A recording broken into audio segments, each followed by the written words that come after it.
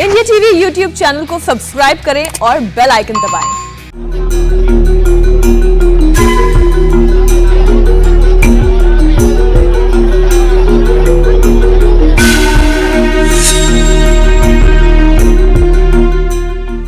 नमस्कार, आप देख रहे हैं इंडिया टीवी। आपके साथ मैं हूं मीनाक्षी जोशी।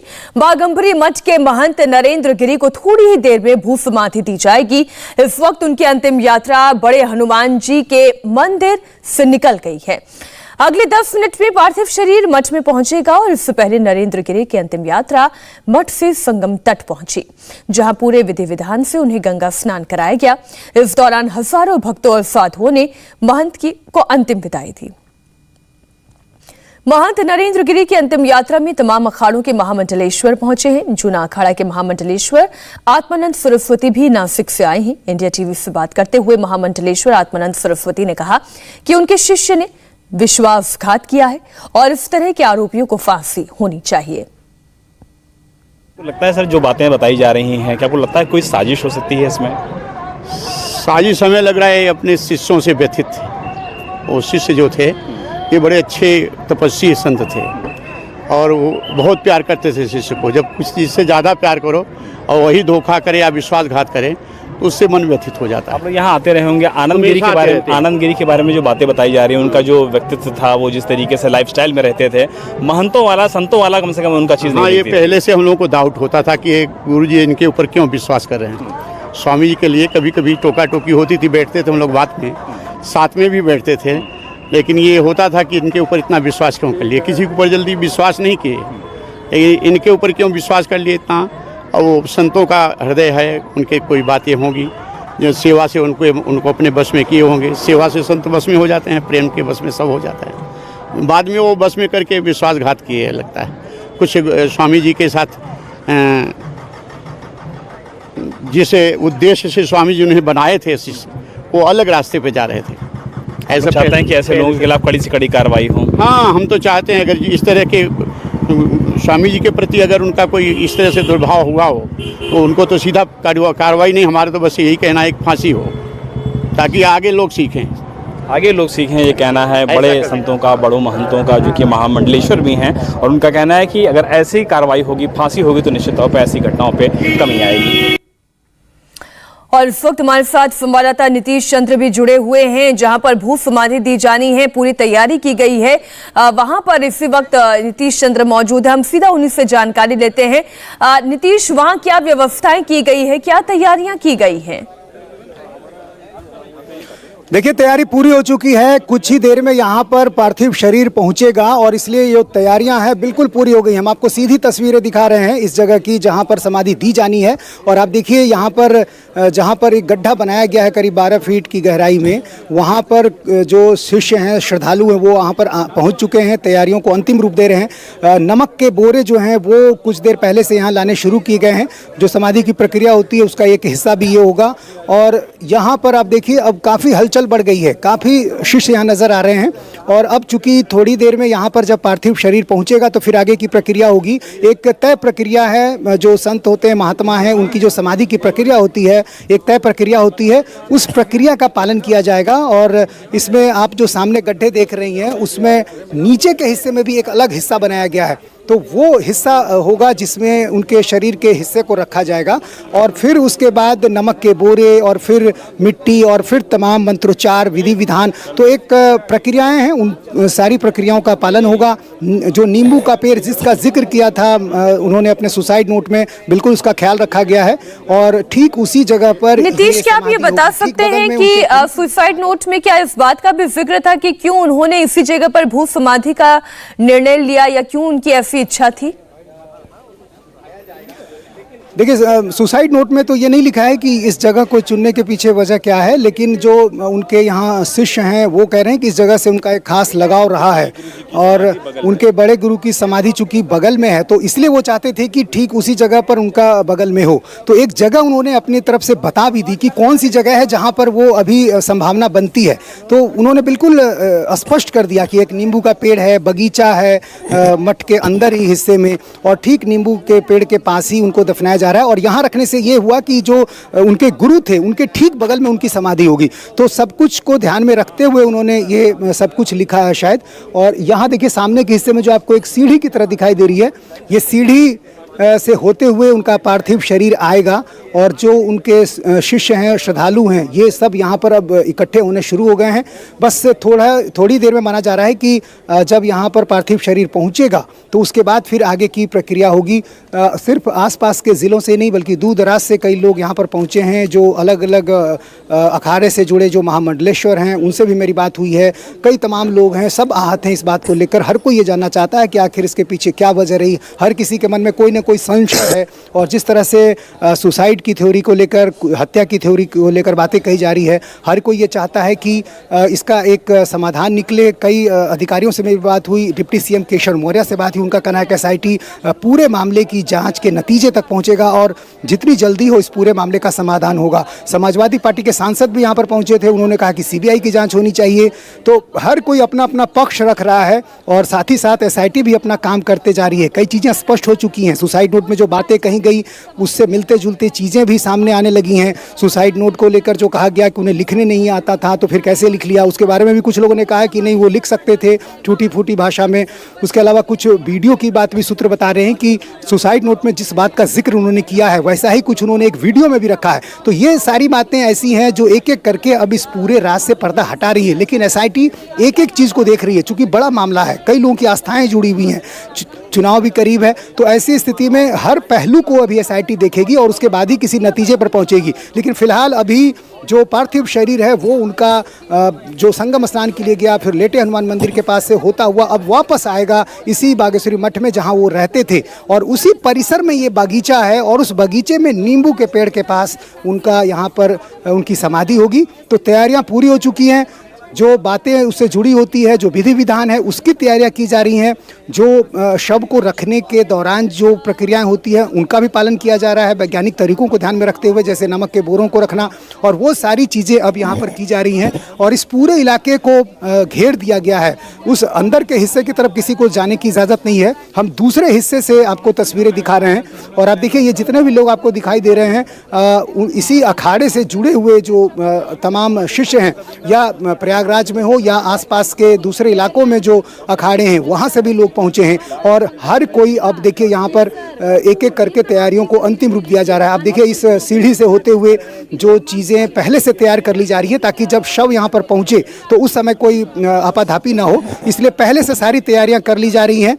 जो पूजन सामग्री से जुड़ी चीज़ें हैं वो सब भी अब लाई जा रही हैं। इसके अलावा जो इससे संबंधित मंत्रोच्चार होगा, जो विधि विधान होगा, जो इसके जानकार हैं उनको भी यहाँ पर बुला लिया गया है और वो सारे लोग यहाँ पर एक एक करके उन प्रक्रियाओं को निभाएंगे। और इसमें भी वक्त लगेगा, क्योंकि ऐसा नहीं कि बहुत जल्दी ये सारी चीज़ें हो जाएंगी। एक विधि है, एक प्रक्रिया है और इनके जो गुरु हैं उनकी जो समाधि है उस दौरान जो चीज़ें हुई थी जाहिर है वो सारी चीज़ें दोहराई जाएंगी। और चूँकि उनकी इच्छाएँ जो थी उसका जिक्र उन्होंने कर दिया, उनके शिष्य जो उनको जानने वाले थे उनको उन्होंने वो सारी चीज़ें पहले बताई भी होंगी, तो हो सकता है उनकी इच्छा की इन बातों का ध्यान में रखते हुए शिष्य उन सारी प्रक्रियाओं को यहाँ निभाएंगे। और इसलिए अब यहाँ पर बिल्कुल अंतिम चरण में आप कह सकते हैं कि चीज़ें हो चुकी हैं। और थोड़ी देर में जब यहाँ पर उनका पार्थिव शरीर पहुँचेगा उसके बाद सीधे इसी जगह पर लाया जाएगा। इससे पहले पोस्टमार्टम जब हुआ था तो वहाँ भी रास्ते में जब यहाँ लाया गया था तो यहाँ एक विशेष गाड़ी तैयार की गई थी और उस गाड़ी से यात्रा निकली। यात्रा में सड़क किनारे काफ़ी संख्या में लोग थे, हर कोई आहत था, नम था, सबकी आंखें नम थी, हर कोई हैरान था कि आखिर ये कैसे हो गया, अचानक कैसे हो गया ये। और अब जबकि वो जो यात्रा है वो धीरे धीरे अपने अंतिम मुकाम की तरफ बढ़ रही है, महंत का जो उनकी अंतिम यात्रा है वो अपने मंजिल की तरफ बढ़ रही है। और जाहिर है इसी समाधि में चिरलीन मुद्रा में समर्पित होंगे महंत, जैसा कि उनकी इच्छा थी। तो यहाँ पर प्रशासन भी पूरी तरह से तैयार है, चूँकि काफ़ी संख्या में जो दूसरी जगह से लोग आए हैं उसको ध्यान में रखते हुए पुलिस बल की तैनाती काफ़ी कर दी गई है। और जो आसपास के जो श्रद्धालु हैं वो यहाँ पर आ रहे हैं, यहाँ तक कि सड़कों पर बहुत ज़्यादा भीड़ होगी, इसको ध्यान में रखते हुए स्कूल बंद कर दिए गए। जिला प्रशासन ने यह तय किया कि आज स्कूल को बंद रखा जाए, ऑनलाइन पढ़ाई हो जाएगी। तो हर मुकम्मल तैयारी कर ली गई है और अब उन सारी तैयारियों को मूर्त रूप यहाँ दिया जा रहा है। और आप देखें एक एक करके ये जो नीचे का हिस्सा है, जो सीढ़ी से आने का एक रास्ता बनाया गया है, इसी रास्ते से होकर पार्थिव शरीर भी आएगा और इसी जगह पर अब तमाम जो उनके श्रद्धालु हैं वो यहाँ पर पहुँच गए हैं और ये अब बस थोड़ी देर में यहाँ पर पार्थिव शरीर उनका पहुँचने वाला है। यहाँ कुछ जो श्रद्धालु हैं उनसे मेरी बात हो रही थी, जो कई शिष्य हैं उनके, उनसे मेरी बात हो रही थी।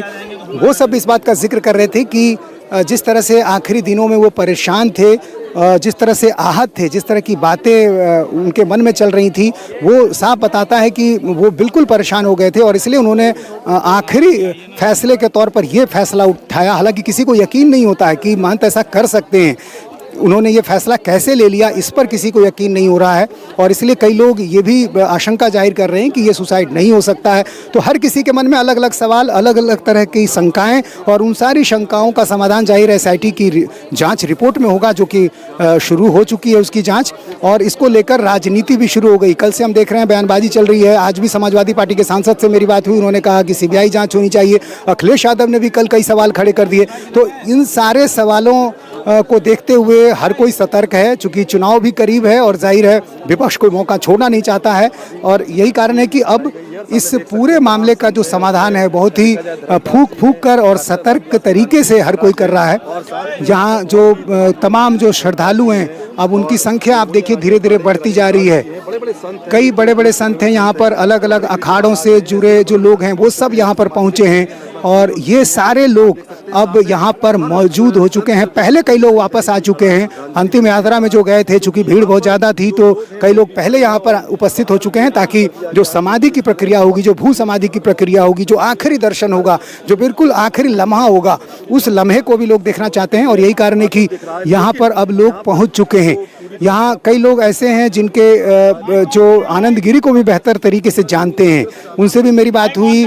उनके मन में भी कई सवाल है कि आनंद गिरी ने आखिर ऐसा क्यों किया, कुछ उनके चरित्र पर सवाल उठा रहे हैं। तो ये सारी बातें, तमाम वो सवाल हैं जो उठाए जा रहे हैं।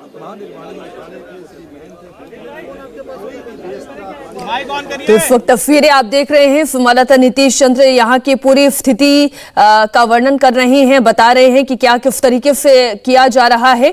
एक बार नीतीश, अगर आप ये बता सके, ये जो सीढ़ियां हैं, सीढ़ियों से लेकर अंदर जो 12 फीट तक का ये गड्ढा खोदा गया और बीच में हम एक स्थान देख रहे हैं जहां पर ऐसा लगता है देखने से कि शायद यहीं पर समाधि में उन्हें बिठाया जाएगा। तो थोड़ा सा इसके बारे में आप और जानकारी दें कि किस तरीके से ये प्रक्रिया पूरी की जाएगी।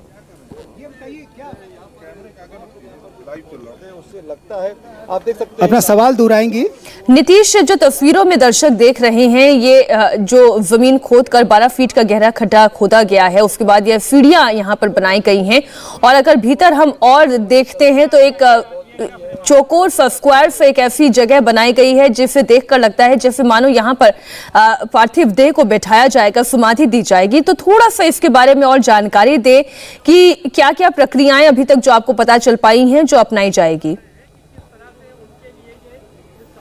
देखिए, यहाँ पर जो मठ से जुड़े जो कई शिष्य हैं, जो श्रद्धालु हैं, अलग अलग अखाड़ों से जुड़े जो लोग हैं, उनसे मेरी बात हुई है। उन्होंने कहा है कि एक तय प्रक्रिया जो होती है उसका पालन किया जाएगा और उसी प्रक्रिया को ध्यान में रखकर ये गड्ढे तैयार किए गए हैं।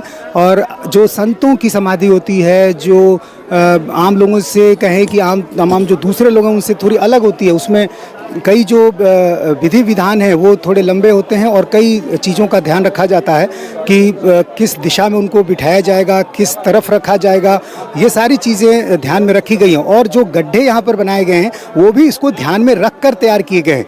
इसलिए आप देखिए कि सीढ़ी के हिस्से के बाद जब वो नीचे पार्थिव शरीर आएगा तो पार्थिव शरीर किस जगह पर रखा जाएगा उसके लिए एक अलग से गड्ढा बनाया गया। और इसकी एक वजह ये भी है कि जब पार्थिव शरीर रखा जाएगा तो ऊपर उनके सिर के हिस्से पर मिट्टी न गिरे, इसलिए जो अंदर आपको एक और गड्ढा दिखाई दे रहा है उसकी वजह ये बताई जा रही है कि उनके सिर पर मिट्टियों का ढेर न पड़े, इसलिए कुछ हिस्से को अंदर की तरफ रखा जाएगा और फिर जो तमाम चीज़ें होती है, नमक के बोरे, वो चीज़ें। और मैं आपको एक सीधी तस्वीर दिखा दूं, ये सीधी तस्वीर दिखा दूं, इधर यहाँ पर एक देखिए वो गाड़ी पहुँच चुकी है, ये गाड़ी पहुँच चुकी है। यहाँ पर देखिए इसी गाड़ी में, इसी विशेष गाड़ी में यहाँ से यात्रा निकली थी और ये अब यहाँ पर शव उनका पहुँच चुका है।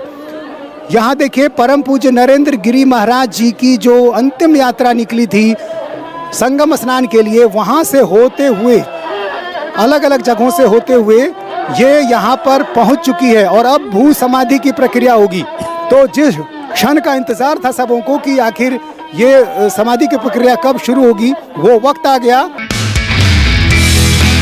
नमस्ते, मैं हूं मीनाक्षी जोशी। वीडियो और खबरों से अपडेट रहने के लिए India TV YouTube channel subscribe करें, बेल आइकन दबाना ना भूलें। जुड़े रहें इंडिया टीवी के साथ।